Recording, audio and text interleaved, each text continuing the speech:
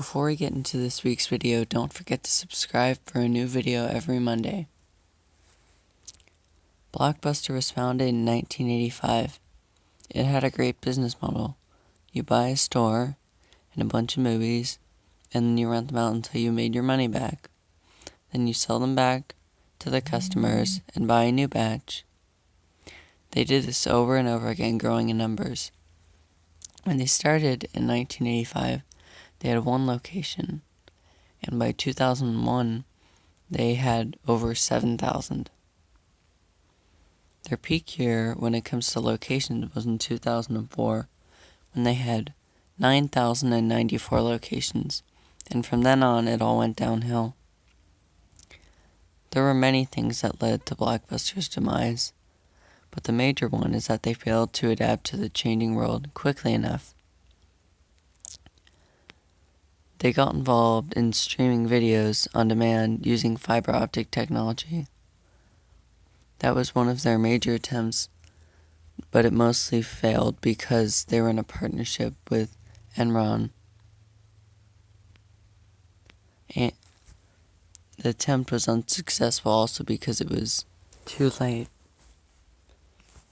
They also made a subscription service that was similar to Netflix's at the time. Netflix offered to ship movies for you to rent as many as you like for a flat fee a month. Blockbuster was more expensive, and the only upside there really is that you can exchange your movies in store.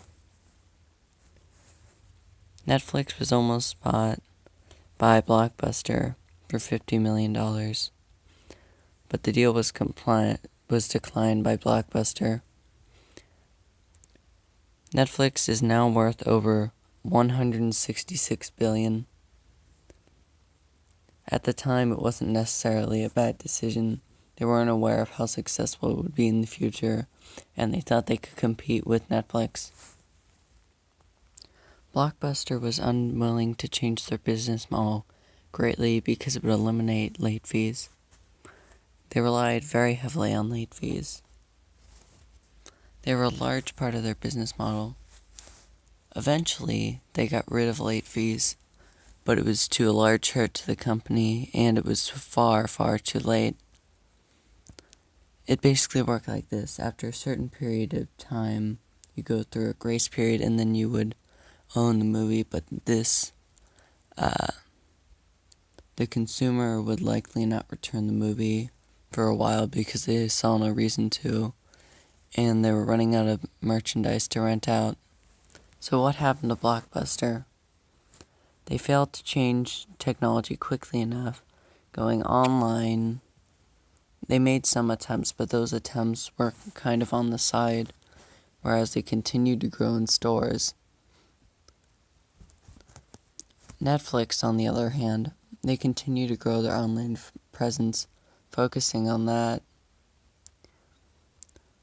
They started streaming soon after, and it now have grown to be the largest streaming company in the world.